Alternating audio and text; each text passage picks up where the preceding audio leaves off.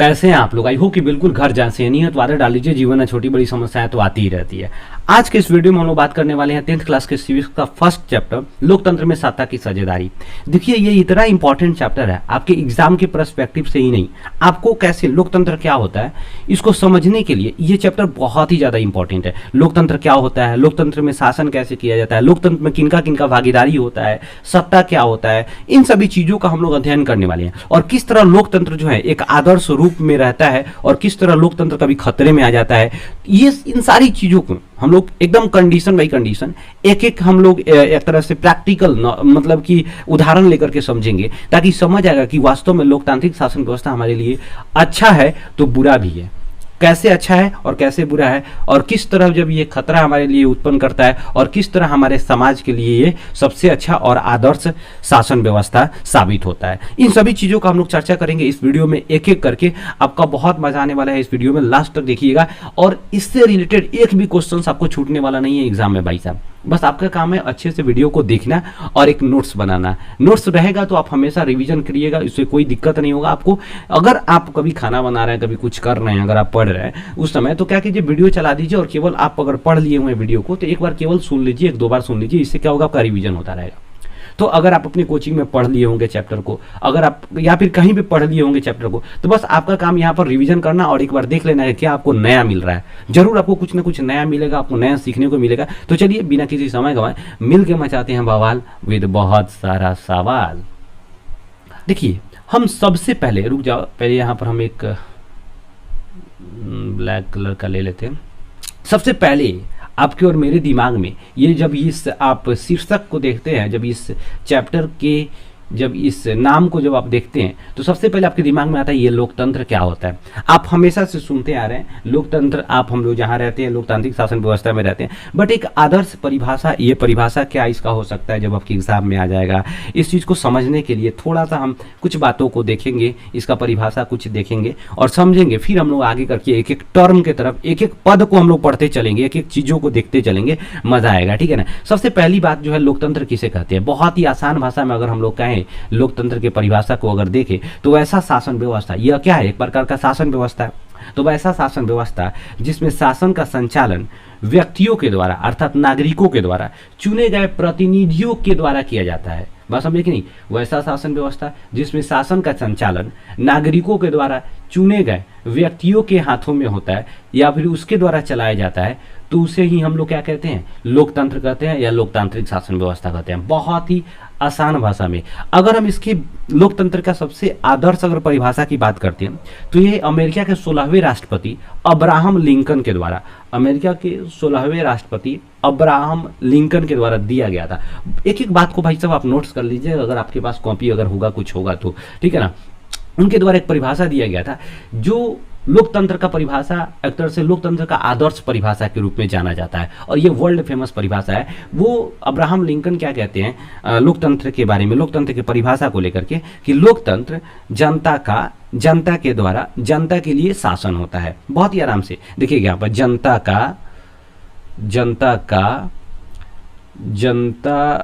के द्वारा जनता के लिए शासन। लोकतंत्र क्या है, जनता के द्वारा जनता के लिए शासन है, ठीक है ना। तो यहाँ पर बहुत ही आराम से अगर देख रहे हैं इस पूरे के पूरे परिभाषा को, तो यहाँ पर जनता मतलब इस लोकतंत्र में जनता ही सब कुछ है। जनता क्या है भाई साहब, जनता ही इसमें केंद्र बिंदु है। तो क्वेश्चन पूछेगा आपसे कि लोकतंत्र में केंद्र बिंदु कौन होता है, तो लोकतंत्र का केंद्र बिंदु कौन होता है, जनता होता है। बात समझे नहीं, इसमें जनता ही सर्वोपरि होता है, क्योंकि जो शासन करने वाला व्यक्ति है उसका चुनाव कौन कर रहा है, हम लोग कर रहे हैं, नागरिक कर रहा है, वहां की जनता कर रही है, इसलिए सब कुछ जनता के हाथ में होता है, ठीक है ना। तो यहाँ पर कहा क्या जा रहा है कि लोकतांत्रिक शासन व्यवस्था, यहाँ पर हम लोग देखें कि जनता के द्वारा किया गया एक प्रकार का शासन होता है। अब बात आता है कि अगर इसके प्रकार की बात करेंगे तो लोकतंत्र दो प्रकार का होता है। लोकतंत्र कितने तरह का हो सकता है, दो तरह का, ठीक है ना। एक को बोलेंगे हम लोग प्रत्यक्ष लोकतंत्र, दूसरा को हम लोग बोल सकते हैं अप्रत्यक्ष लोकतंत्र, ठीक है ना। देखिए प्रत्यक्ष लोकतंत्र जो है ना भाई साहब, वो प्रत्यक्ष लोकतंत्र दुनिया में एक ही देश है, स्विट्जरलैंड के पास है, ठीक है ना। किसमें है भाई साहब? स्विट्जरलैंड।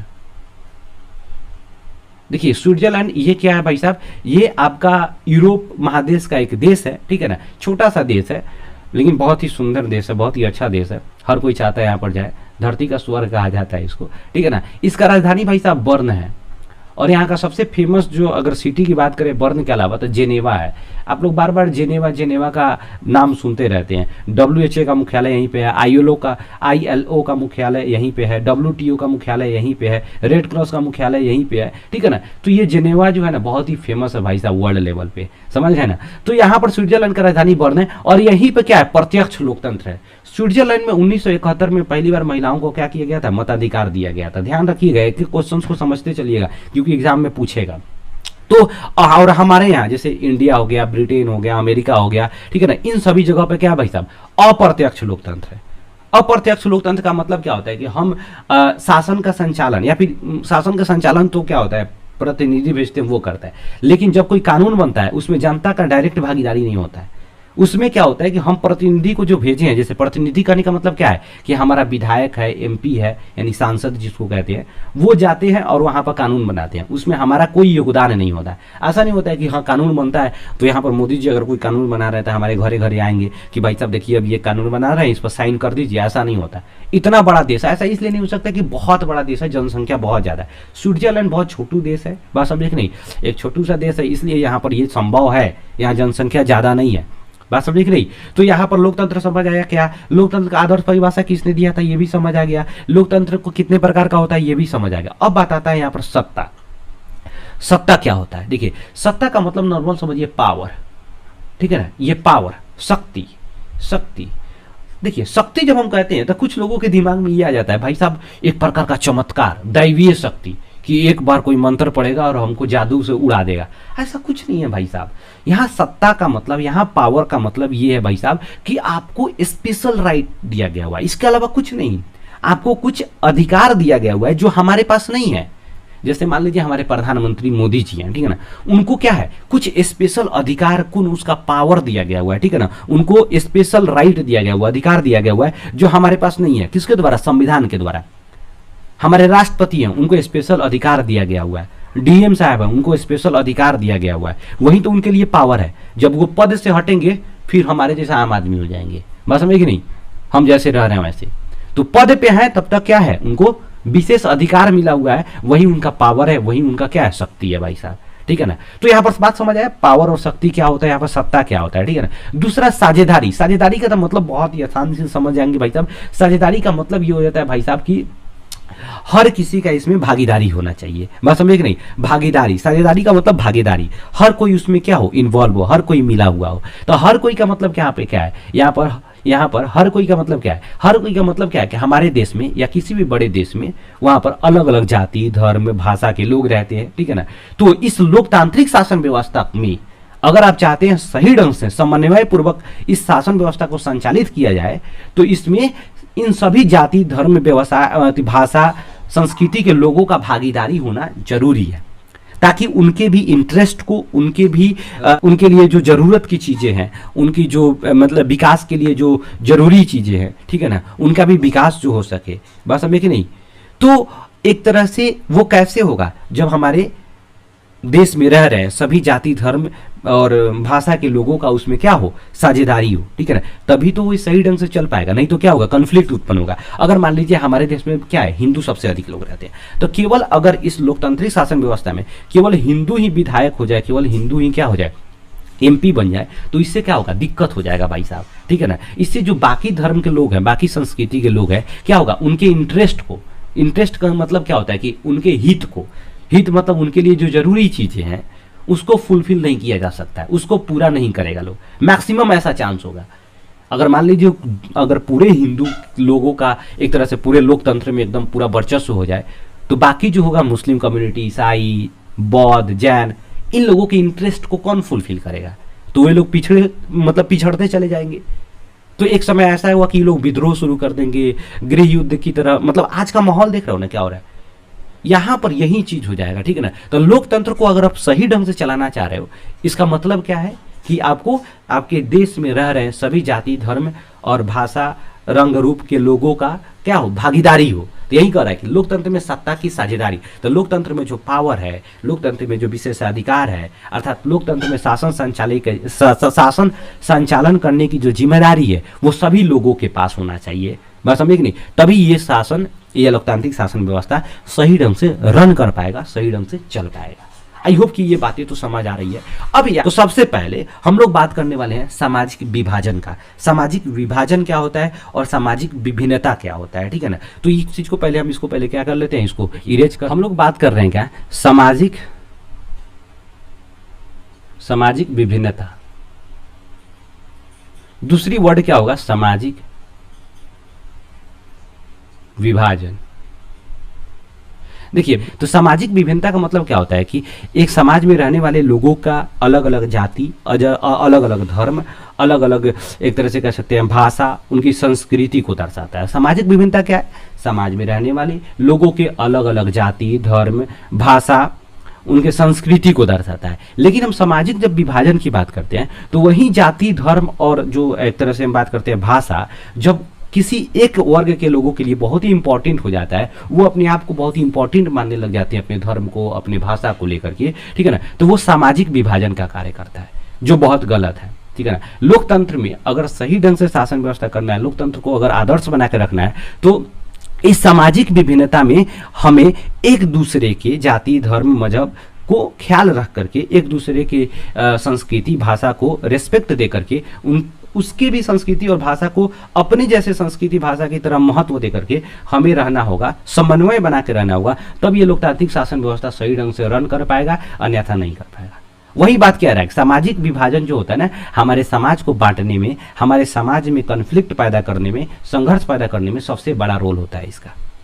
बात समझिए कि नहीं? ये सामाजिक विभाजन और सामाजिक विभिन्नता, यहाँ पर आई होप कि ये वाला चीज समझ आ गया होगा। विभिन्नता क्या होता है और विभाजन क्या होता है। विभाजन क्या है, गलत चीज है। विभाजन से क्या होता है, हमारे समाज में द्वंद्व पैदा होता है, कॉन्फ्लिक्ट पैदा होता है, झगड़ा होता है। बात समझे कि नहीं? जो क्या करता है, ऐसा नहीं होना चाहिए। और सामाजिक विभिन्नता क्या है कि हमारे समाज में अलग अलग जाति, धर्म, भाषा, संस्कृति के लोगों को दर्शाता है। बात समझ आया कि नहीं आया? देखिए, अब हम लोग क्या होगा कि इससे रिलेटेड एक एक क्वेश्चंस को हम लोग थोड़ा सा समझेंगे, और उस समय हम लोग टॉपिक बाय टॉपिक जो है फिर से चर्चा करते चलेंगे ना, तो फिर मजा आएगा आपको, और मतलब एक एक चीज को समझने में भी आपको भी इंटरेस्ट आएगा और मजा आएगा, ठीक है ना? तो चलिए बिना किसी समय गंवाए मिल के मचाते हैं बवाल विद बहुत सारा सवाल।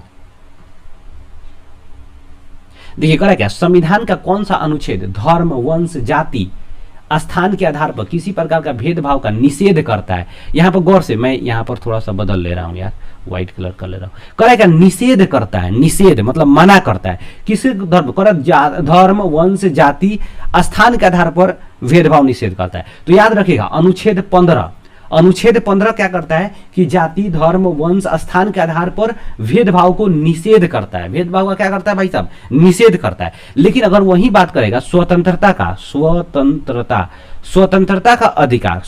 का अधिकार अगर पूछेगा तो आर्टिकल यानी अनुच्छेद 19 में, लेकिन वही पूछेगा धार्मिक स्वतंत्रता का अधिकार, धार्मिक स्वतंत्रता तो अनुच्छेद 25 से 28 के बीच में दिया गया हुआ है। ये अगर ऑप्शन में 25 दिया हो तो 25 मारिए, 26 दिया हो तो 26 मारिए। मतलब अलग अलग प्रकार के धर्म के स्वतंत्रता की बात किया गया है। लेकिन मुख्य रूप से अगर पूछेगा धार्मिक स्वतंत्रता का अधिकार, जिसको मन करे वो धर्म को स्वीकार कर सकता है, वो आर्टिकल 25 है। क्वेश्चन तीनों को आपको याद रखना है, ध्यान रखना है। एक तो आपको धर्म, वंश, जाति, लिंग के आधार पर भेदभाव, स्थान के आधार पर भेदभाव का मनाही करता है, अनुच्छेद 15। दूसरा क्या करता है, स्वतंत्रता का हमें अधिकार देता है, अनुच्छेद 19। उसके बाद कहता है क्या कि जो हमें धार्मिक स्वतंत्रता का अधिकार देता है, उसे हम कहेंगे आर्टिकल 25 या 25 से 28 के बीच में जो भी कुछ हो जाए। बात समझ आएगी नहीं? ये तीन आपको याद रखना है, ठीक है। नेक्स्ट क्वेश्चन कर रहा है क्या, क्षेत्रवाद की भावना एक कुपरिणाम है। देखिए अभी जस्ट बताया ना कि जब भी हमारे अंदर किसी भी चीज को लेकर के हम अपने आप को उस चीज को सुपीरियर मानने लग जाते हैं, हम अपने उस चीज को सबसे ऊपर मानने लग जाते हैं, तो वो क्या होता है, वो गलत रूप ले लेता है। उससे समाज में द्वंद्व पैदा होने लगता है। जैसे कहेंगे कि हम अगर हमारे अंदर क्षेत्रवाद आ जाएगा तो हम अपने क्षेत्र के प्रति क्या करेंगे, ज्यादा हम लगाव, मतलब हमारा लगाव उत्पन्न हो जाएगा, ज्यादा हम अपने क्षेत्र के प्रति सोचना शुरू कर देंगे। तो फिर दूसरे के क्षेत्र का क्या होगा, दूसरे के क्षेत्र का विकास रुक जाएगा। तो वास्तव में जिसको विकास करना चाहिए वो विकास हम नहीं कर पाएंगे, अपने क्षेत्र के प्रति ज्यादा अट्रैक्ट हो जाएंगे, तो क्या होगा, केवल हम अपने क्षेत्र का ही विकास करेंगे, दूसरे का जो हक जो है ना मारना शुरू कर देंगे। सेम वही बात है, अगर हमारे अंदर धर्म की बात आ जाए, धर्म का अगर हमारे अंदर एक तरह से भूत सवार हो जाए, तो हम अपने धर्म को सबसे ऊपर मानने लग जाएंगे। जैसे अभी के पीरियड में देख रहा हूँ ना देश में क्या चल रहा है, यही सब होगा। अगर अपने धर्म को अगर बड़ा मानने लग जाए, दूसरे के धर्म को छोटा मानने लग जाए, ठीक है ना, हमारे अंदर दूसरे के धर्म के बुराई करने लग जाए, ठीक है ना, तो ये क्या होगा, ये सामाजिक विभाजन का रूप हो जाता है, ठीक है ना। और ये जो होता है हमारे समाज की एकता का सबसे बड़ा बाधक है, हमारे समाज के शांति का सबसे बड़ा बाधक है, ठीक है ना। तो यहाँ पर कह रहा है कि जब भी क्षेत्रवाद की बात कहेगा तो ये किस प्रकार का कुपरिणाम है, अलगाववाद का।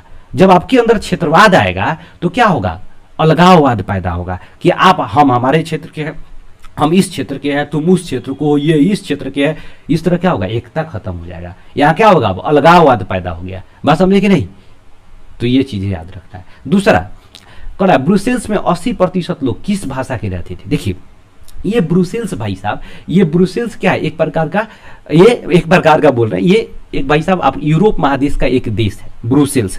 जब भी हम ब्रुसेल्स की बात करते हैं तो एक बेनेक्स ग्रुप आता है। देखिए बेनेक्स एक देश है, बेसिकली क्या है कि 3 देशों का एक ग्रुप है जिसको बेनेक्स कंट्री कहा जाता है। नीदरलैंड, बेल्जियम और लग्जमबर्ग, ये तीनों देश का एक ग्रुप है जिसको बेनेक्स कंट्री कहा जाता है। उसी में एक बेल्जियम देश है, ठीक है ना, उसका राजधानी क्या है भाई साहब, ब्रुसेल्स है। बेल्जियम देश का राजधानी क्या है भाई साहब, ब्रुसेल्स है, ठीक है ना। अब इस ब्रुसेल्स में क्या है कि अलग अलग भाषा के लोग रहते हैं इस बेल्जियम में, ठीक है ना। अगर हम पूरे बेल्जियम की बात कहेंगे तो ऊपर वाले भाग को फ्लेमिश रीजन कहा जाता है। फ्लेमिश रीजन, कौन सा रीजन, फ्लेमिश। नीचे रहेगा वोलेविया रीजन,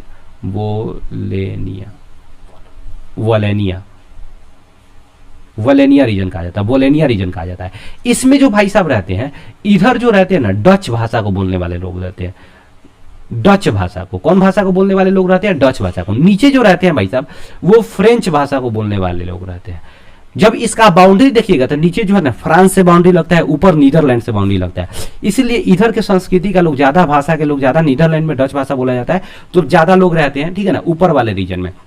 तो ऊपर वाले रीजन को फ्लेमिश रीजन कहते हैं। यहाँ पर डच लोग रहता है, ठीक है ना। हम पूरे बात कर रहे हैं पूरे देश का, बेल्जियम का, तो यहाँ पर इनका जो संख्या है टोटल पॉपुलेशन का 59% है, ठीक है ना। लेकिन हम फ्रेंच भाषा को बोलने वाले बोलीविया में बात करें, इसका जो संख्या है टोटल का 40% है। ध्यान रखिएगा आप लोग, ठीक है ना। ये फ्लेमिश रीजन में डच बोलने वाले भाषा का संख्या, मतलब भाषा बोलने वाले लोगों का संख्या 59%। यहाँ पर बात कर रहा है क्या कि फ्रेंच बोलने वाले लोगों का संख्या क्या है, 40%। ये तो था बेल्जियम का कहानी। लेकिन क्या होता है कि जब हम उसके राजधानी ब्रुसेल्स की बात करते हैं, किस तरह हमारे देश की राजधानी क्या है, दिल्ली है, तो हमारे पूरे की पूरे अगर देश की बात करें तो हिंदू का संख्या ज्यादा है परसेंटेज के हिसाब से। लेकिन अगर हम बात करें दिल्ली में, तो ऐसा भी तो हो सकता है कि दिल्ली में क्या हो कि मुस्लिम का संख्या ज्यादा हो, ज्यादा से ज्यादा मुस्लिम। ऐसा नहीं होता है कि किसी रीजन में मुस्लिम बहुत ज्यादा है। तो उसी तरह क्या है कि यहाँ पर जो यहाँ का राजधानी ब्रुसेल्स है, तो ब्रुसेल्स में यहाँ पर फ्रेंच बोलने वाले लोगों का संख्या 80%, यानी यहाँ पर मेजोरिटी में, यानी यहाँ पर उनका जो बहुमत है वो किनका है भाई साहब, फ्रेंच बोलने वालों का संख्या। लेकिन पूरे देश में ये फ्रेंच बोलने वाले संख्या क्या है भाई साहब, ये भाई साहब अल्प, मतलब कि इनका जो है यहाँ पर क्या है, माइनॉरिटी में है, ठीक है ना, अल्पसंख्यक है। अगर पूरे देश में बात कर रहे हैं तो फ्रेंच बोलने वाले को संख्या 40%, जो क्या है, अल्पसंख्यक है। डच बोलने वाले को संख्या 59%, जो क्या है भाई साहब, बहुसंख्यक है, ठीक है ना। लेकिन अगर ब्रुसेल्स की बात करें, राजधानी की बात करें हम लोग बेल्जियम के, तो वहां उल्टा है भाई साहब। यहाँ फ्रेंच बोलने वाले संख्या क्या है, ज्यादा है, 80%, यानी बहुसंख्यक है। जबकि डचेज जो है ये क्या है, 20% है। आई होप की वाला बात समझ आ रहा होगा। तो यहाँ पर वही पूछ रहा है कि ब्रुसेल्स में 80% लोग किस भाषा को बोलते हैं, तो फ्रेंच भाषा को बोलते हैं। पूछेगा कि यहाँ पर ब्रुसेल्स में यानी बेल्जियम में सबसे अधिक संपन्न किस ग्रुप के लोग हैं, तो फ्रेंच बोलने वाले लोग। जो फ्रेंच लोग हैं ना, ये बहुत ही पढ़े लिखे और संपन्न लोग थे, ठीक है ना, धनिक वनिक लोग हैं, ठीक है ना। और यहाँ पर डचेज लोग क्या है, यहाँ पर पिछड़े हुए लोग हैं। इनके पास जो है शिक्षा की कमी है, इनके पास पैसा की कमी है, ये लोग डेवलप नहीं किए हुए हैं, ठीक है ना। नेक्स्ट क्वेश्चन का क्या, मराठी मानुस। ये मराठी मानुस आप लोग बार बार ये बाला साहब ठाकरे के द्वारा सुन रहे होंगे, ठीक है ना। ये महाराष्ट्र से रिलेटेड शब्द है, ठीक है ना, महाराष्ट्र से। नेक्स्ट क्वेश्चन का क्या, किस तरह हमारे यहाँ के बिहार को बिहारी कहा जाता है, पंजाब के लोगों को पंजाबी कहा जाता है, उसी तरह जो महाराष्ट्र है वहां के लोगों को मराठी मानुस कहा जाता था, ठीक है ना। कहा जा रहा है क्या यहाँ पर भारतीय संविधान के अनुच्छेद 19 में देश के सभी नागरिकों को कौन सा मूल अधिकार दिया गया हुआ है? तो स्वतंत्रता का अधिकार। हम लोग फर्स्ट डे में बात कर चुके हैं, ठीक है ना। नेक्स्ट क्वेश्चन करेगा, श्रीलंका में सामाजिक विभाजन किस स्तर पर है? तो देखिए हम पीछे क्या देखे कि बेल्जियम में सामाजिक विभाजन किस बात पे था भाई साहब? वहां पर भाषा के आधार पर था, मतलब कि डच बोलने वाले, फ्रेंच बोलने वाले लोग थे, ठीक है ना, उनमें विभेद चल रहा था, ठीक है ना, क्योंकि वहां पर क्या थे, जो डच बोलने वाले लोग थे, ठीक है ना, उनका संख्या ज्यादा था लेकिन वो लोग संपन्न नहीं थे, उनका स्थिति खराब था।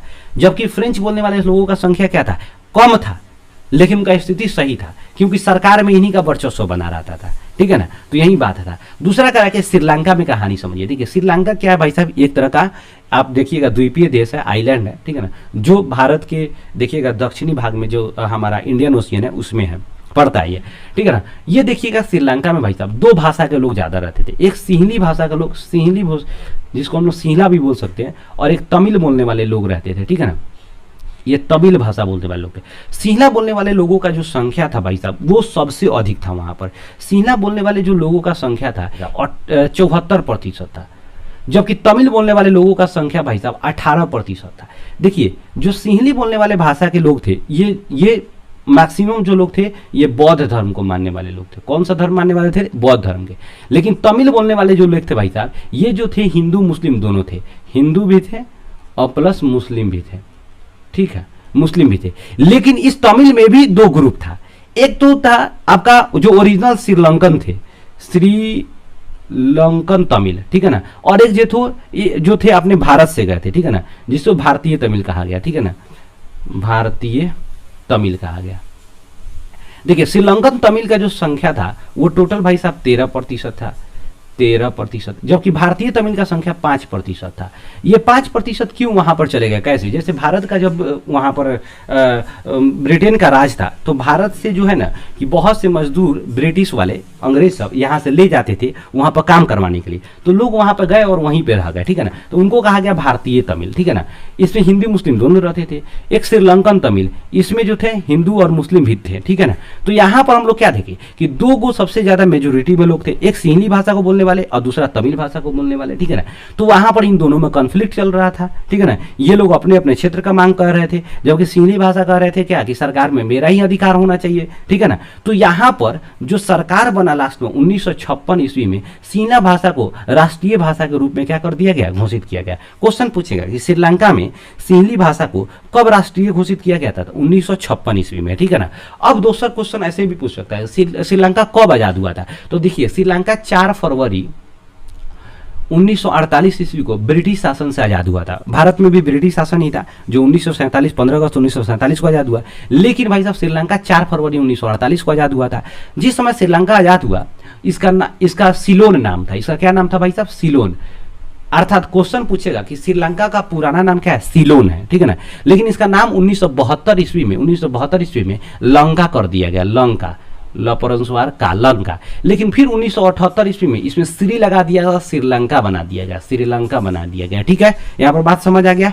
दूसरा क्वेश्चन पूछेगा भाई साहब श्रीलंका का राजधानी क्या है? तो देखिए श्रीलंका का वर्तमान जो राजधानी है श्री जयवर्धने,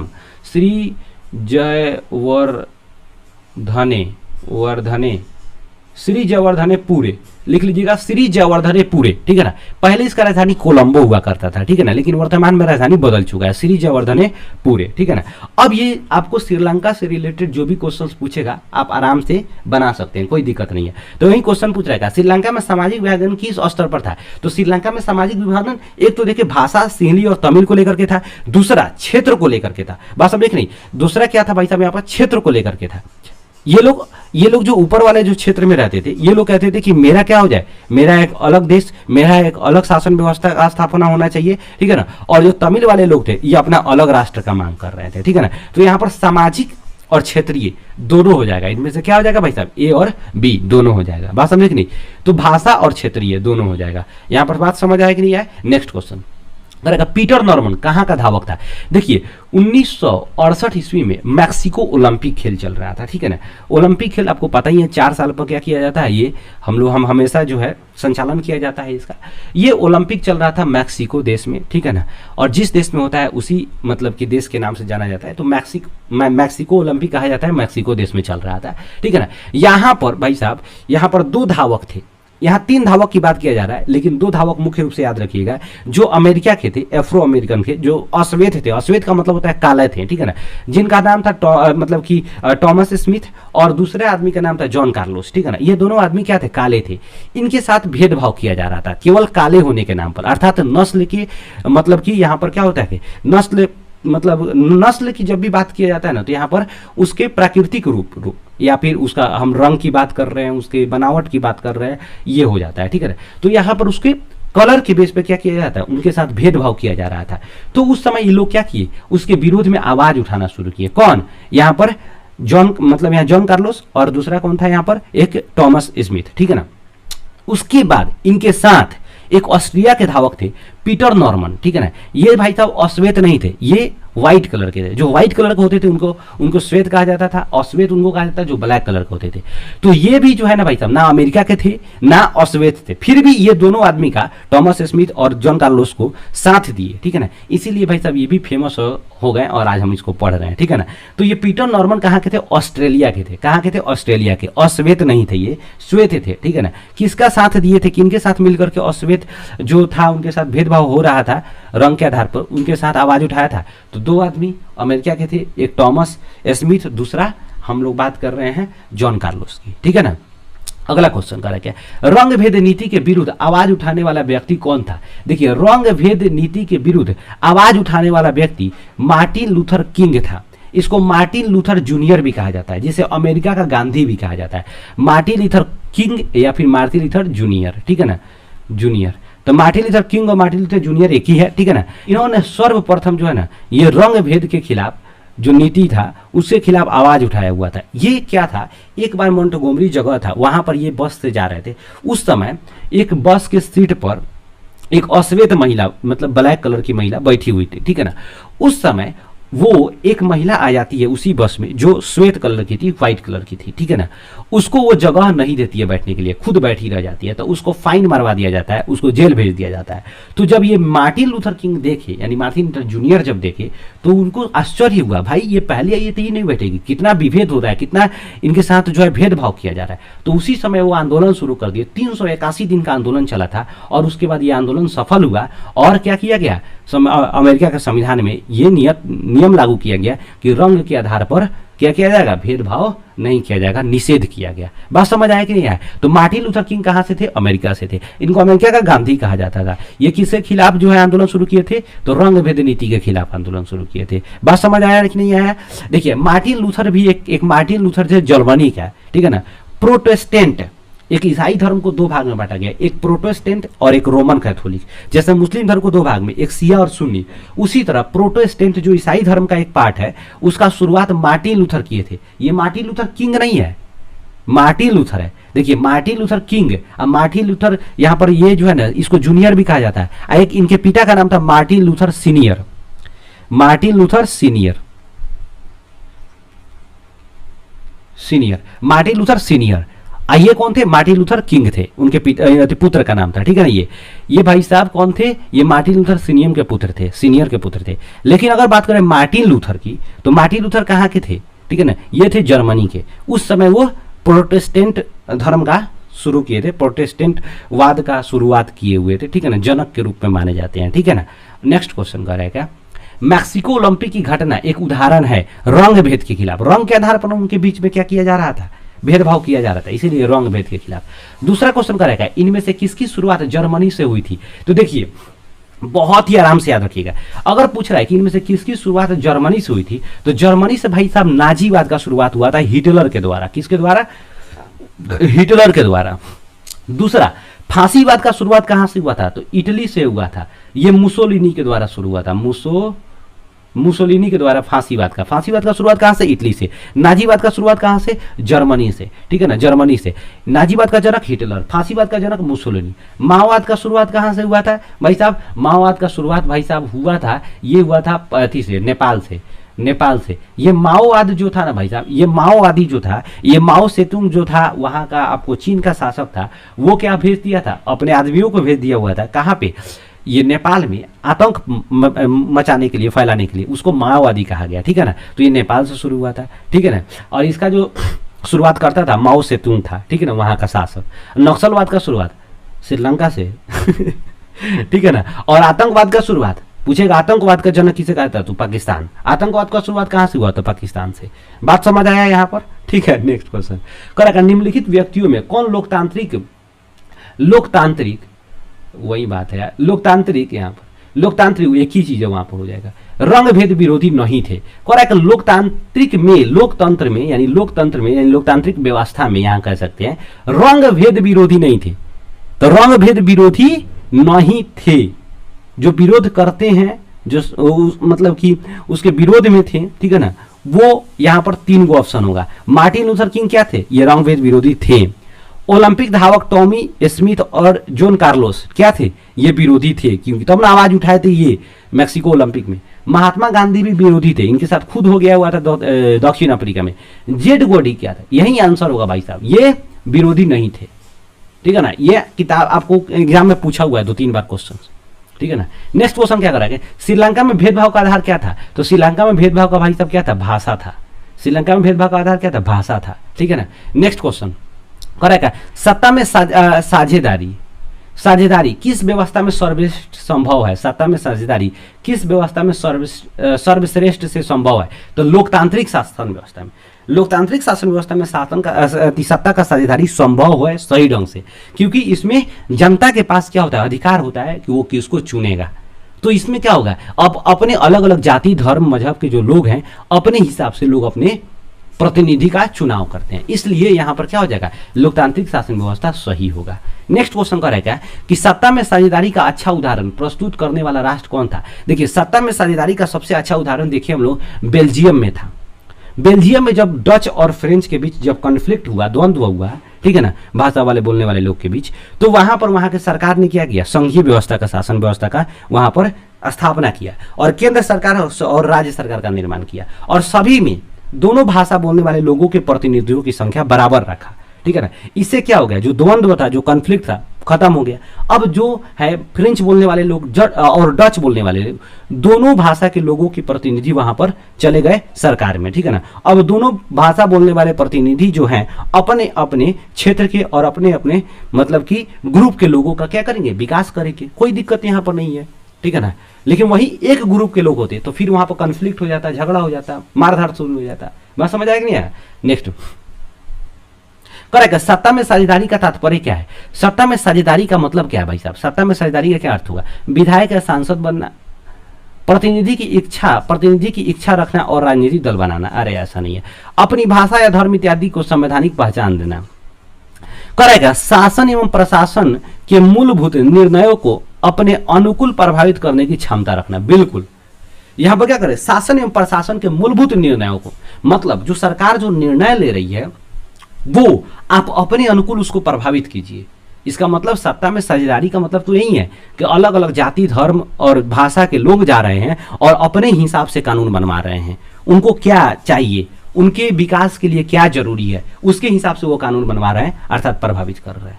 यही तो सत्ता में साझेदारी का मतलब है, ठीक है ना।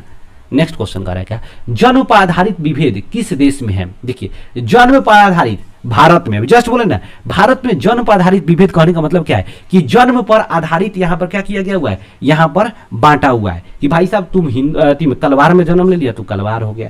तू सुनार में जन्म ले लिया, तू भाई साहब सुनार। तू कुम्हार में जन्म ले लिया, तू कुम्हार हो गया। अब तुम्हारे ऊपर वो लेबल साट दिया जाता है कुम्हार का, ठीक है ना, ये जबकि आपके हाथ में है नहीं, और भारत में क्या किया गया हुआ, इसको बना दिया गया हुआ है। तो ये भारत में सबसे ज्यादा है जन्म आधारित विभेद। नेक्स्ट क्वेश्चन का रखा, भाषाई आधार पर बनने वाला प्रथम राज्य कौन था? बड़ी इंपॉर्टेंट क्वेश्चन है। भाषाई आधार पर बनने वाला भारत का प्रथम राज्य था आंध्र प्रदेश था। ये अक्टूबर 1953 ईस्वी में बना था। 1956 देता है, बहुत बार लोग मार देते हैं, गलत मार देते हैं। वह आंध्र प्रदेश का स्थापना किया गया भाषा के आधार पर 1953 ईस्वी में। ये किसके विद्रोह, मतलब कि विद्रोह पर किए थे? ये एक वहां के आंध्र प्रदेश के नेता थे, पोट्टू श्रीरामल्लू,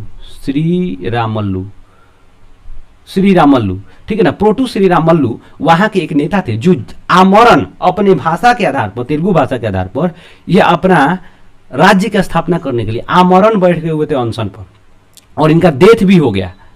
इतना ना भयंकर बवाल हुआ इसकी डेथ के बाद कि आंध्र प्रदेश राज्य का स्थापना किया गया, ठीक है ना, कब? 1953 ईस्वी में। बात समझे कि नहीं? 1953 ईस्वी में। लेकिन क्वेश्चन पूछेगा राज्य पुनर्गठन आयोग का, राज्य पुनर्गठन आयोग का गठन कब किया गया था? 1956 ईस्वी में। राज्य पुनर्गठन आयोग का गठन कब किया गया? 1956 ईस्वी में।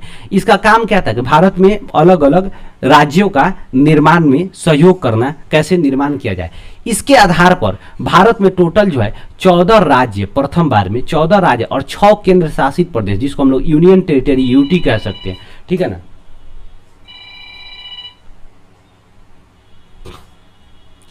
ये बार बार यार फोन आ जा रहा है, ये यूटी कह सकते हैं आप लोग, ठीक है ना। तो 14 राज्य और 6 क्या है, केंद्र शासित प्रदेश बनाया गया था। राज्य पुनर्गठन आयोग का गठन कब किया गया? आयोग का गठन 1956 में किया गया। आंध्र प्रदेश निर्माण के लिए किसने आमरण अनशन पर बैठा हुआ था? पोट्टू श्रीरामल्लू, ठीक है ना। इनका मृत्यु 1953 ईस्वी में हो जाता है, जिसके बाद क्या हुआ, आंध्र प्रदेश का वहां पर क्या किया गया, जिसके बाद आंध्र प्रदेश का क्या किया गया भाई साहब, निर्माण किया गया था 1953 ईस्वी में। बात समझ आए? नेक्स्ट क्वेश्चन करेगा, विविधता और विभेद किसी राष्ट्र के लिए क्या है? देखिए करेगा, विविधता और विभेद, विभेद ये दोनों भाई साहब जो है ना, ये भाई साहब क्या है, नकारात्मक एवं सकारात्मक। यहां पर देखिए ये क्या है, विविधता और विभेद, ये नकारात्मक और सकारात्मक दोनों है। करेगा, सत्ता में साझेदारी सही है क्योंकि, करेगा सत्ता में साझेदारी क्यों सही है? यह विविधता को बढ़ाती है, फैसले लेने में देर करवाती है, देश की एकता को कमजोर करती है, विभिन्न समुदायों के बीच टकराव कम कराती है। Very good answer. यहां पर क्या होगा, सत्ता में साझेदारी, उसी समय हम लोग शुरू में बात करें, सत्ता में साझेदारी अगर नहीं होगा तो लोगों में कन्फ्लिक्ट बढ़ेगा, द्वंद्व बढ़ेगा, झगड़ा बढ़ेगा समाज में।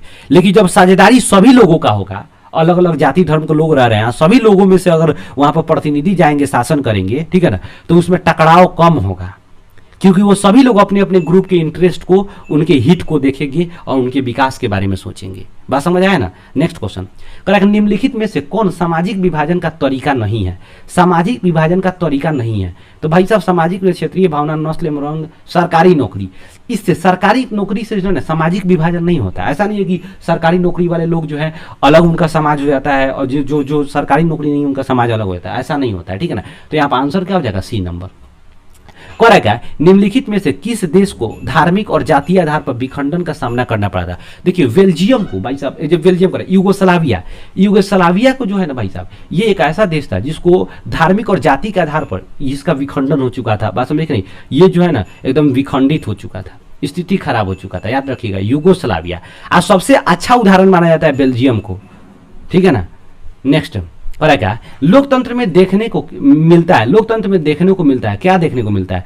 टकराव एवं विभिन्नता के सामंजस्य स्थापित करना, टकराव एवं विभिन्नता में सामंजस्य स्थापित करना। बहुत ही अच्छा क्वेश्चन ये हो सकता है आपको। जातिवाद को बढ़ावा देना नहीं, धार्मिक आधार पर लोगों का विभेद पैदा करना नहीं, क्षेत्रीय आधार पर अलग अलग नहीं, यार ये आपका आंसर क्या हो जाएगा, ए सही हो जाएगा। लोकतंत्र में यही तो होता है, अलग अलग जाति धर्म के लोग हैं और सभी लोग एक साथ मिल करके समन्वय के साथ राय विचार से रह रहे हैं। नेक्स्ट क्वेश्चन क्या कर रहा है, सामाजिक विभाजन को संभालने में इनमें से कौन लोकतांत्रिक पर लागू नहीं होता है? सामाजिक विभाजन को संभालने में कौन लोकतांत्रिक पर लागू नहीं होता है? लोकतंत्र में राजनीति प्रतिद्वंदिता के कारण सामाजिक विभाजन की छाया राजनीति पर भी पड़ता है। लोकतंत्र में राजनीतिक प्रतिद्वंदिता के कारण सामाजिक विभाजन की छाया राजनीति पर भी पड़ता है। लोकतंत्र में समुदायों के लिए शांतिपूर्ण ढंग से अपनी शिकायतें प्रकट करना, लोकतंत्र सामाजिक विभेद में सामंजस्य स्थापित करने का सबसे अच्छा साधन है। भाई साहब सी नंबर सबसे बढ़िया आंसर है। लोकतांत्रिक सामाजिक विभाजन के आधार पर समाज को विखंडन को ले जाता है। आपका आंसर क्या हो जाएगा भाई साहब? सी नंबर हो जाएगा। लोकतंत्र सामाजिक विभेद में सामंजस्य स्थापित करने का सबसे अच्छा साधन है। भाई साहब यहाँ पर क्या हो रहा है? सबसे अच्छा साधन है। अरे यार ये भी तो सही है, ये भी सही लग रहा है। यहाँ पर नहीं का बात पूछ रहा है। ओ भाई साहब, तो यहाँ पर क्या हो जाएगा? लोकतंत्र सामाजिक विभाजन के आधार पर समाज को विखंडन करने की ओर ले जाता है। नहीं, आपका क्या हो जाएगा? आंसर नंबर आपका डी हो जाएगा। यहाँ सही क्या हो जाएगा? आपका आंसर नंबर डी। ये सब सामाजिक विभाजन के लिए मतलब लोकतांत्रिक शासन व्यवस्था पर लागू होता है। और ये कौन लागू नहीं होता है? डी नंबर आपका आंसर हो जाएगा। आंसर क्या हो जाएगा? डी। ये तो सब हमको सही दिख रहा था यार, ठीक है ना, लेकिन हमको सबसे मजबूत ये लगा है, इसीलिए बोले। लेकिन यहाँ तो नहीं पूछ रहा है, तो नहीं पूछ रहा है तो डी आंसर सही होगा। बात समझे कि नहीं? नेक्स्ट क्वेश्चन क्या कर रहा है कि जाति पर आधारित विभाजन कहाँ है? भारत में है। नेक्स्ट क्वेश्चन पूछ रहा है क्या? भारतीय राजनीति में सवर्णों का वर्चस्व कब तक रहा? मतलब कुछ ही एक खास जो बड़े जाति के वर्ग के लोग थे, उनका वर्चस्व भारतीय राजनीति में कब तक रहा? 1967 ईस्वी तक। नेक्स्ट, प्रोटेस्टेंट संप्रदाय किस धर्म से संबंधित है? बोले थे ना ईसाई धर्म से। ईसाई धर्म दो भाग में, एक प्रोटेस्टेंट और दूसरा कैथोलिक, ठीक है ना। प्रोटेस्टेंट का जनक किसे कहा जाता है? मार्टिन लूथर को, ठीक है ना। नेक्स्ट क्वेश्चन कर रहा है निम्नलिखित में से कौन राजनेता जातिगत भेदभाव से मुक्त समाज निर्माण के पक्षधर थे? जातिगत भेदभाव से मुक्त समाज, अच्छा, जातिगत भेदभाव से मुक्त समाज भीमराव अंबेडकर थे, ठीक है ना। क्योंकि ये निम्न जाति से बिलोंग करते थे, इन पे इतना ज्यादा अत्याचार हुआ था कि बाद में चल करके यह देश के समाज से इस तरह की चीजों को हटाना चाहते थे, जो समाज और जाति के नाम पर समाज में क्या हो? भेदभाव हो रहा हो, और उनका जो निम्न जाति के लोग हैं, निम्न तबके के लोग हैं, उनका शोषण हो रहा हो, ठीक है ना। ये जाकर सब अपना संविधान जब लिखे तो इनको खत्म किए। भीमराव अंबेडकर को भारतीय संविधान का पिता भी कहा जाता है, याद रखिएगा। क्या प्राचीन काल में निम्न में से किनको शिक्षा पाने का भी अधिकार नहीं था? देखिए, शूद्रों को, जो शूद्र जाति के लोग होते थे प्राचीन काल में, जो हमारा वर्ण व्यवस्था के तहत ब्राह्मण, क्षत्रिय, वैश्य और शूद्र, ये 4 ग्रुप में बांटा हुआ था। तो जो शूद्र लोग होते थे उनको शिक्षा भी प्राप्त करने का अधिकार नहीं था। इतना मतलब घटिया व्यवस्था था हमारे देश में। दूसरा क्या है, किस राष्ट्र में विभेद कम पाया जाता है? देखिए, रूस में विभेद बहुत कम पाया जाता है, बहुत ही कम मतलब विभिन्नताएं पाई जाती हैं वहां में। करा क्या? संप्रदायवाद संबंधित है। जब भी हम संप्रदायवाद कहते हैं ना, तो इसका मतलब समझ जाना कि हम किसी खास धर्म को लेकर के क्या है, एक तरह से काफी ज्यादा हम उसको लेकर के जो है ना मतलब कि उसको लेकर के हम अपने अंदर जो है ना एक विशेष प्रकार की भावना को उत्पन्न किए हुए हैं कि यही धर्म हमारे लिए सबसे।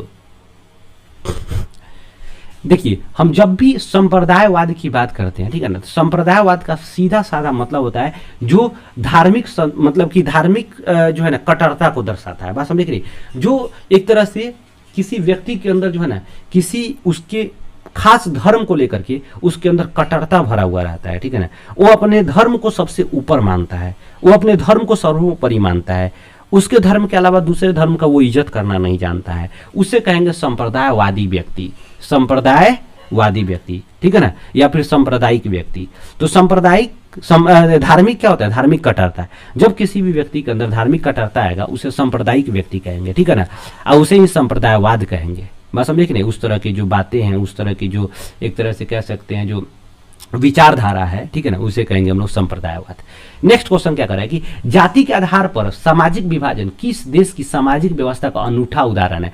ये भाई साहब भारत। जाति के आधार पर सामाजिक विभाजन कहाँ हुआ? भारत में हुआ, ठीक है ना, कि तुम इस जाति के तुम यही काम करेगा, तुम उस जाति का तुम वही काम करेगा। यानी जाति के आधार पर कर्म का विभाजन कर दिया गया।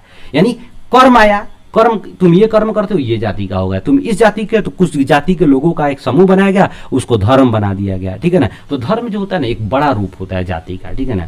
और जाति जो होता है वो एक तरह से व्यवसाय, उस तरह के पेशा पर आधारित होता है, ठीक है ना। नेक्स्ट क्वेश्चन करें क्या? सांप्रदायिक राजनीति आधारित होती है। सांप्रदायिक राजनीति किस पर आधारित होती है? धर्म पर आधारित होती है। सिंपल। जब भी हम संप्रदाय की बात करें तो धर्म याद रखना। धर्म को समुदाय का मुख्य आधार मानने वाले व्यक्ति क्या है? अभी जस्ट बोले ना कि धर्म को सबसे ऊपर मानने वाले लोगों को हम क्या कहेंगे? सांप्रदायिक व्यक्ति कहेंगे। नेक्स्ट क्वेश्चन कर रहा है क्या? सिंहली किस देश की राजभाषा घोषित किया गया? 1956 ईस्वी में श्रीलंका का राजभाषा घोषित किया गया, ठीक है ना। नेक्स्ट क्वेश्चन, बांग्लादेश का राजधानी क्या है? ढाका। बांग्लादेश की राजधानी ढाका, वहां का रुपया क्या है? टाका, ठीक है ना। ये ढाका हो गया। बात समझे कि नहीं? ये भाई साहब, ये अगर बात करें रोम तो इटली की राजधानी है। मैड्रिड अगर बात करें तो मैड्रिड कहाँ की राजधानी है भाई साहब? ये मैड्रिड राजधानी है भाई साहब आपका स्पेन का, ठीक है। और रंगून अभी वर्तमान में कहीं का राजधानी मतलब राजधानी नहीं है, ठीक है ना। ये वर्मा मतलब कि म्यांमार में पड़ता है, बात समझे कि नहीं। नेक्स्ट क्वेश्चन, निम्नलिखित में से किसमें सामाजिक विभाजन का आधार देखने को नहीं मिलता है। सामाजिक विभाजन का आधार देखने को नहीं मिलता है। संप्रदायवाद, इससे तो समाज बिल्कुल बढ़ता है। भाषा के भी आधार पर समाज बढ़ जाता है। नस्ल के आधार पर, नस्ल और क्षेत्रीयता, तो भाई साहब देखिए नस्ल के भी आधार पर समाज बढ़ता है, लेकिन ये बहुत कम, रेयर होता है ऐसा। तो इसलिए आंसर क्या हो जाएगा आपका, सी हो जाएगा। बाकी ये जो 3 ऑप्शन है ये बहुत ज्यादा जो है ना रोल प्ले करता है सामाजिक विभाजन में, ठीक है ना, सामाजिक विभाजन में। और इन सभी में सबसे ज्यादा जो है ना जन्म है सामाजिक विभिन्नता का, सामाजिक विभाजन का सबसे बड़ा कारण। नेक्स्ट क्वेश्चन, भारत में निम्नलिखित में से किसने कहा कि धर्म को कभी भी राजनीति से अलग नहीं होना चाहिए। देखिए गांधी जी बोलते थे कि धर्म को कभी भी राजनीति से अलग नहीं होना चाहिए, ठीक है ना। यहाँ पर आंसर क्या हो जाए, गांधी जी। क्यों कहते थे, गांधी जी कहते थे कि राजनीति में जो है ना यहाँ पर क्या होना चाहिए, नैतिक मूल्यों का होना जरूरी है, नहीं तो फिर वो क्या हो जाएगा, गलत रास्ता पर चला जाएगा। और वो नैतिक मूल्य कहाँ से आएगा, धर्म से आएगा। इसलिए धर्म को हम लोग क्या कर सकते हैं, राजनीति से अलग नहीं कर सकते हैं। जो नैतिक मूल्यों का स्रोत जो होता है ना वो धर्म होता है। धर्म से ही हम क्या करते हैं, नैतिक मूल्यों को सीखते हैं। किसी भी धर्म में यही ना सिखाया जाता है, जीवों का हत्या नहीं करना चाहिए, एक दूसरे से मिल कर रहना चाहिए, बड़ों का आदर करना चाहिए, एक दूसरे को सत्कार करना चाहिए, रिस्पेक्ट करना चाहिए। धर्म में यही ना, यही तो मौलिक एक तरह से कर्तव्य है, एक तरह से मौलिक नीति है, बात समझ नहीं। और ये धर्म से आता है, तो इसीलिए धर्म को हमें राजनीति से जुड़े रहना चाहिए, ताकि हम राजनीति को भी जो है ना अनैतिक नहीं बनाए, उसको नैतिकता से जोड़े रहें। बात समझ आ रहा है। नेक्स्ट क्वेश्चन करेगा, निम्नलिखित में कौन सा देश धर्मनिरपेक्ष नहीं है। ये पाकिस्तानिया जो है ना भाई साहब धर्मनिरपेक्ष नहीं है, मुस्लिम राष्ट्र है। धर्मनिरपेक्ष का मतलब क्या होता है, देखिए धर्मनिरपेक्ष को भारत में 1942 ईस्वी में 1976 ईस्वी में 42वां संविधान संशोधन CAA कॉन्स्टिट्यूशन अमेंडमेंट एक्ट 42वां संविधान संशोधन के दौरान भारत में धर्मनिरपेक्ष शब्द को जोड़ा गया। धर्मनिरपेक्ष का मतलब क्या होगा कि भारत जो हमारा जो देश है, हमारा जो संविधान है, वो किसी भी एक धर्म को क्या कर देता है, मतलब एक तरह से एक धर्म को जो है ना विशेषाधिकार नहीं देता है। किसी भी एक धर्म को जो है ना वो स्पेशल एक तरह से स्पेशल ट्रीटमेंट नहीं देता है। वो सब धर्म को बराबर मतलब कि है अधिकार देता है, सब धर्म को बराबर रूप से जो है ना उसको महत्व देता है, ठीक है ना। उसके नज़र में हमारे देश में कोई भी धर्म जो है ना किसी भी धर्म से बड़ा नहीं है। अर्थात जब किसी देश में सभी धर्म बराबर हो या फिर उसे देश का कोई राजकीय धर्म ना हो, राष्ट्रीय धर्म ना हो, तो उसे हम कहेंगे धर्मनिरपेक्ष देश। जैसे भारत में कोई भी राष्ट्रीय धर्म नहीं है, भारत के संविधान में सभी धर्म क्या है, बराबर है। जिसको मन करेगा वो धर्म, जिस धर्म को मन करेगा वो धर्म अपना सकता है। इसीलिए कह सकते हैं कि भारत क्या एक प्रकार का धर्मनिरपेक्ष देश है, ठीक है ना। लेकिन जब कहीं पे किसी एक खास धर्म को राष्ट्रीय घोषित कर दिया जाए या फिर विशेषाधिकार प्राप्त किया जाए, तो उसे क्या किया जाएगा, उसे कहेंगे हम लोग क्या, उसमें धार्मिक देश कह सकते हैं, ठीक है ना। वो जैसे पाकिस्तान है, ठीक है ना, ये धर्मनिरपेक्ष राष्ट्र नहीं है। करें भारतीय संविधान के बारे में इनमें से कौन सा कथन सही है। भारतीय संविधान के बारे में कौन सा कथन सही है। धर्म के आधार पर भेदभाव माना ही करता है, ये भी सही है। यह एक धर्म को राष्ट्रीय धर्म बनाता है, या एक धर्म को राष्ट्रीय धर्म बनाता है, कौन सा कथन सही है, ये बिल्कुल गलत है। सभी लोगों को कोई भी धर्म मानने का आज़ादी देता है, ये बिल्कुल सही है भाई साहब, सबसे स्ट्रॉन्ग यही लग रहा है। किसी धार्मिक समुदाय में सभी नागरिकों को बराबरी का अधिकार देता है। आंसर नंबर क्या हो जाएगा भाई साहब, आपका सी हो जाएगा। हमारा धर्म क्या कहता है, सॉरी हमारा संविधान क्या कहता है कि हम कोई भी धर्म मतलब कि हमें जो भी धर्म अच्छा लगे उस धर्म को फॉलो कर सकते हैं, वो धर्म मान सकते हैं। बात समझिए, इस पर कोई रोक टोक नहीं लगा सकता है, ना कोई व्यक्ति, ना कोई राज्य, बात समझिए, ना कोई सरकार, कोई रोक टोक नहीं लगा सकता है, ठीक है ना। नेक्स्ट क्वेश्चन कर रहा है कि सांप्रदायिक राजनीति किस पर आधारित होती है। तो देखिए सांप्रदायिक राजनीति एक धर्म दूसरे से श्रेष्ठ है। ये सांप्रदायिक राजनीति किस पर, धर्म पर आधारित होती है। लेकिन पूरा पढ़ लो यार, विभिन्न धर्मों के लोग समान नागरिक रूप से खुशी खुशी रहते हैं, एक धर्म के अनुयायी का समुदाय बनाते हैं, धार्मिक समूह का प्रभुत्व बाकी धर्मों पर कायम करने की शासन शक्ति का प्रयोग नहीं किया जाता है। यहाँ पर ए नंबर सही हो जाए, करेक्ट है, एक धर्म दूसरे से श्रेष्ठ। अभी जस्ट ही बताएगी, जब भी हम संप्रदाय की बात करते हैं, संप्रदाय की बात करती है, तो यहाँ पर एक धर्म को श्रेष्ठ समझने लग जाता है।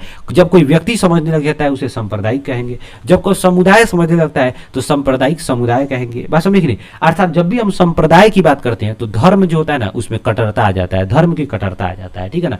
नेक्स्ट क्वेश्चन क्या करा, भारत एक राष्ट्र है। भारत किस तरह का राष्ट्र है भाई साहब? धर्मनिरपेक्ष राष्ट्र है। दूसरा, धर्मनिरपेक्ष का मतलब समझ गए ना क्या होता है? अंतर्राष्ट्रीय महिला दिवस कब मनाया जाता है? देखिए, अंतर्राष्ट्रीय महिला दिवस 8 मार्च को मनाया जाता है। नेक्स्ट क्वेश्चन करा क्या? 16वीं लोकसभा में महिलाओं की संख्या कितनी थी? देखिए, 16वीं लोकसभा में महिलाओं का संख्या भाई साहब 65 था, जो भाई साहब 11.9% करीब करीब था, ठीक है ना। आज जब पूछेगा 17वीं लोकसभा में, तो 17वीं लोकसभा में संख्या 78 था, जो भाई साहब आपको बता दें हम कि 78 यानी इसमें से 13 बढ़ गया, तो 13 चौका 52 यानी लगभग 3 पॉइंट कुछ, तो 14 यानी 13 चौका 39 13 चौका 52 यानी 14 15 लगभग 15 पॉइंट कुछ परसेंट, 7% के करीब करीब, मतलब 17वीं लोकसभा में, ठीक है ना। तो क्वेश्चन ऐसे ही पूछेगा, परसेंटेज में पूछेगा कि 16वीं लोकसभा में कितनी प्रतिशत महिलाओं का भागीदारी था? 11.9%। संख्या पूछेगा तो 65, ठीक है ना। अगर 15वीं लोकसभा में पूछेगा तो 10.7% या 8% के करीब था। बात समझे कि नहीं? 10 किस में? 15वीं लोकसभा में, ठीक है ना। तो 15वीं लोकसभा में महिलाओं का संख्या कितना था? 56। प्रतिशत में पूछेगा तो कितना था? 10.8। 16वीं लोकसभा में महिलाओं का संख्या कितना था? तो 65। प्रतिशत में पूछेगा तो 11.9। 17वीं लोकसभा में महिलाओं का संख्या कितना था? जो अभी वो भी चल रहा है, 17वीं चल रहा है, ठीक है ना। तो इसमें संख्या था 78, जो परसेंटेज के हिसाब से लगभग 15 पॉइंट कुछ आ जाता है, ठीक है ना। 15 पॉइंट यहां पर आ जाएगा आपका 7। नेक्स्ट करेगा, मानव जाति में आधी आबादी किसका है? तो मानव जाति में आधी आबादी महिलाओं का, लगभग 48.57% महिलाओं की आबादी है पूरे विश्व में। देखिए करेगा, इंग्लैंड में महिलाओं का व्यस्क मताधिकार किस वर्ष प्राप्त हुआ था? तो 1918 ईस्वी में इंग्लैंड में महिलाओं को पूछेगा। वही पूछेगा कि स्विट्जरलैंड में महिलाओं को मताधिकार कब प्राप्त हुआ था? तो 1971 ईस्वी में। स्विट्जरलैंड में कब प्राप्त हुआ था? तो 1971 ईस्वी में, ठीक है ना। नेक्स्ट क्वेश्चन कर रहा है क्या? भारत में पुरुषों की साक्षरता दर के अनुसार 2011, यहाँ गड़बड़ आ गया, यहाँ 2011 के अनुसार पूछेगा कि 2011 के अनुसार पुरुषों का साक्षरता दर कितना है? तो याद रखिएगा, भारत में पुरुषों का साक्षरता दर 2011 के अनुसार 82.14%। लेकिन वही महिलाओं के पूछेगा तो 65.46%। याद रखिएगा, महिलाओं का संख्या कितना है? 65.46%। कभी कभी ऐसे क्वेश्चन पूछ देता है कि भारत में महिलाओं का कृषि में कितना प्रतिशत का योगदान है? तो देखिए 40%। कृषि में महिलाओं का कितना प्रतिशत योगदान है? 40%। याद रखना है आपको हमेशा। नेक्स्ट क्वेश्चन क्या कराएगा? भारत में महिलाओं की साक्षरता दर है, तो भारत में महिलाओं का साक्षरता दर अगर आप मोटा मोटी निकालेंगे तो कितना प्रतिशत? 64%, ठीक है ना, मोटा मोटी ऑप्शन के हिसाब से। करेक्ट है। भारत में 16वीं लोकसभा में महिला प्रतिनिधियों का प्रतिशत क्या था? तो 11.9, पीछे ही बताए हुए थे, थोड़ा सा ध्यान में होगा तो। दोस्त, महिला आरक्षण विधेयक निम्नलिखित में से किससे संबंधित है? देखिए, महिला आरक्षण विधेयक किससे संबंधित? देखिए, भारत एक ऐसा देश है जहां पे शुरू से ही, प्रारंभ में से ही देखिएगा, महिलाओं को एक, हम जब लिंग विभाजन की बात करते हैं, लिंग आधारित विभाजन की बात करते हैं, तो ये बहुत इंपॉर्टेंट हो जाता है कि भारत में महिलाओं को प्रारंभ से ही उसको ऐसा माना जाता था कि वो घर के काम के लिए बनी हुई है, ठीक है ना। वो घर में ही रहेगी, बाहर नहीं जा सकती है, घर का ही काम कर सकती है, दूसरा कोई काम नहीं कर सकता है, पुरुष बाहर का काम करेगा, ठीक है ना। ये हमारे मानसिकता बनते आ रहा था, ठीक है ना। उसकी स्थिति, इसके वजह से हमारे समाज में महिलाओं की स्थिति इतनी खराब हो चुकी थी, इतनी चरमरा गई थी कि सरकार ने क्या सोचा कि इनकी स्थिति को सुधारा जाए, यानी महिला सशक्तिकरण का क्या किया? कदम उठाया महिला सशक्तिकरण के लिए। तो महिला सशक्तिकरण के लिए मतलब क्या है कि महिलाओं को सशक्त करना, मजबूत करना, अर्थात महिलाओं को भी प्रोत्साहित करना सभी कार्यों में आने के लिए, पुरुषों के साथ मिल करके कार्य करने के लिए, ठीक है ना। इसीलिए क्या किया गया कि महिला आरक्षण विधेयक लाया गया ताकि महिलाओं को क्या किया जाए? सशक्त किया जाए, महिलाओं को मजबूत किया जाए। बात समझे कि नहीं? तो क्या हो रहा है? महिलाओं को शिक्षा से, महिलाओं को शक्ति से, महिला की गरीबी दूर करने के लिए, महिलाओं प्रतिनिधि की संख्या बढ़ाने के लिए, तो क्या करने के लिए? महिला प्रतिनिधि की संख्या बढ़ाने के लिए क्या लाया गया था? महिला आरक्षण विधेयक लाया गया था, और शायद धीरे धीरे बढ़ भी रहा है, ठीक है ना। देखेंगे 15वीं लोकसभा चुनाव की अगर हम लोग बात कर रहे हैं तो उसमें देखे थे आप लोग 56 गो का करीब करीब संख्या था, 16वीं में देखे 65 गो था, 17वीं में देखिए 78 गो था। तो धीरे धीरे क्या बढ़ रहा है? इनकी संख्या बढ़ रहा है कि नहीं बढ़ रहा है? तो धीरे धीरे संख्या बढ़ रहा है, मतलब क्या कि ये लोग भी अवेयर हो रहे हैं, बाहर निकल रहे हैं, समझ रहे हैं, दुनियादारी देख रहे हैं, ठीक है ना, होशियार हो रहे हैं। ऐसा नहीं कि बस घर में ही रहेंगे, घर का ही काम करेंगे, ये फालतू का काम है। बात समझिए कि नहीं? नेक्स्ट क्या हो रहा है कि 17वीं लोकसभा में महिलाओं की संख्या 78, याद रखिएगा 78। नेक्स्ट क्वेश्चन पूछ रहा है, कृषि कार्य में महिलाओं की कुल भागीदारी कितनी थी? तो कृषि कार्य में महिलाओं की कितनी भागीदारी थी भाई साहब? याद रखिएगा, मतलब यहाँ पर देखिएगा 40%। लेकिन ऐसे क्वेश्चन कभी कभी पूछ देता है कि कृषि कार्य में महिलाओं में कितना प्रतिशत महिलाएं, मतलब सॉरी यहाँ पर ऐसे नहीं, क्वेश्चन ऐसे पूछेगा कि कुल कामगर महिलाएं, मतलब काम करने वाली महिलाओं में कितने प्रतिशत महिला जो है कृषि में लगी होती है। तो याद रखिएगा, कुल काम करने वाली महिलाओं में से लगभग 80% महिलाएं जो होती हैं भाई साहब, 85% करीब महिलाएं वो कृषि कार्य में लगी होती हैं।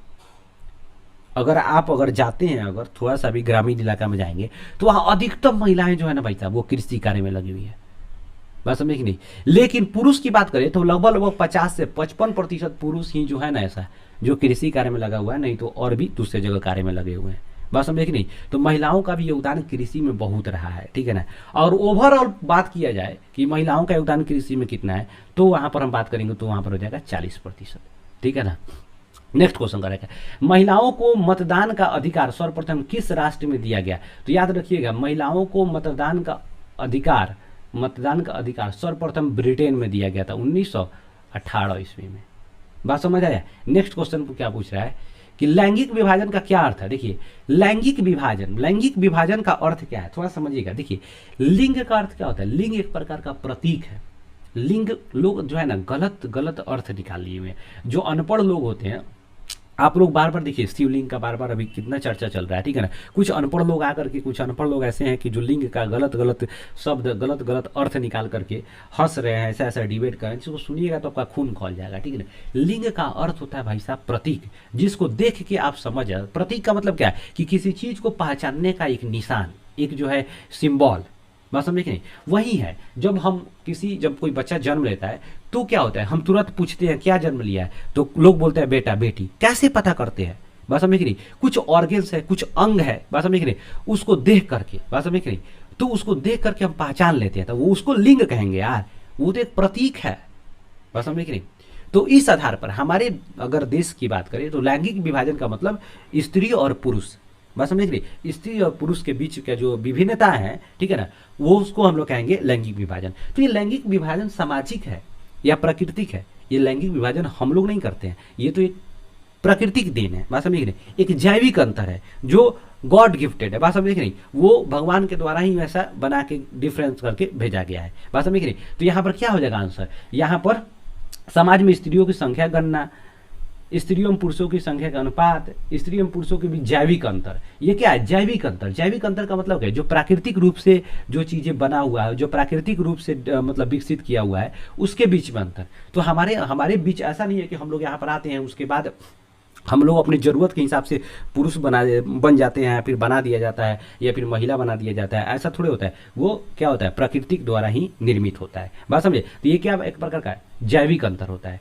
तो ये रहा भाई साहब आपका टोटल 53 जो इंपॉर्टेंट क्वेश्चंस हैं। अब आपका काम है इसका याद करना, रटना, अब कैसे क्या करना है वो आपके ऊपर है भाई साहब, ठीक है ना।